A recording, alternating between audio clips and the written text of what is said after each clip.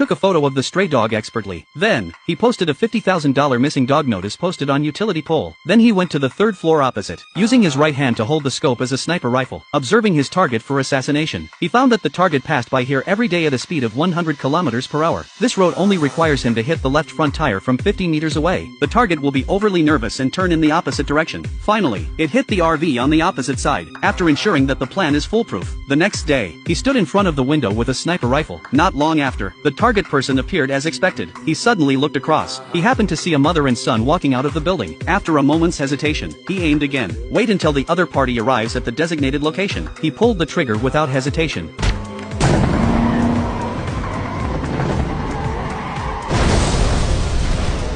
Huge flames from the explosion. It also devoured the mother. He leaned against the wall. There was a hint of panic in his eyes. After returning home, he couldn't stop crying. This is the first time he has made a mistake in more than 30 years of working in the industry. The boss who learned about this found him immediately, but he didn't come to comfort. Instead, he was warned. Next time, answer your goddamn phone.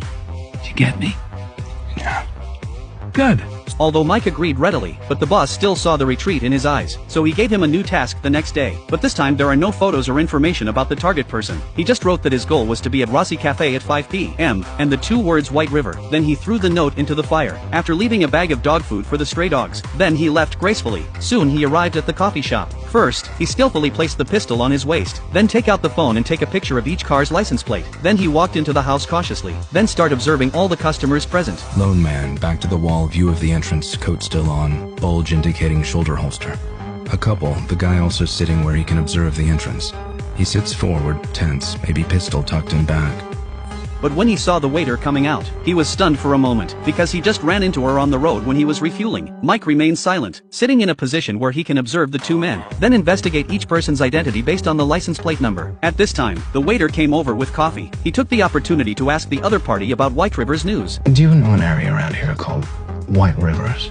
The waiter admitted that she had never heard of this place. Mike was not surprised. Obviously this confirms that White River represents someone. Just when he was guessing who the target was, a sheriff suddenly walked into the store. The sudden change disrupted his plans. He can only hold back for now. Soon it was 5 o'clock. The woman sitting at the door suddenly stood up and walked towards him. Mike reached for his pistol calmly, but unexpectedly, the other party was just passing by to use the toilet. Another 15 minutes passed. He decided to change his plans. Leave the store first and find another way to find White River. Then he returned to the car and waited quietly. Not long after, the sheriff came out first. Then there is the young couple. Finally, the single man with the gun, and he is also the one who looks most like White River.